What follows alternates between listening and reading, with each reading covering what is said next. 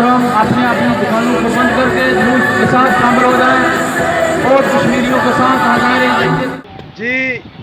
पूरे मुल्क की तरह आज खुरटा में भी, तहसील खुरटा में भी कश्मीरियों के साथ हज़ारे यकजहती के लिए एक रैली का एहतमाम किया गया।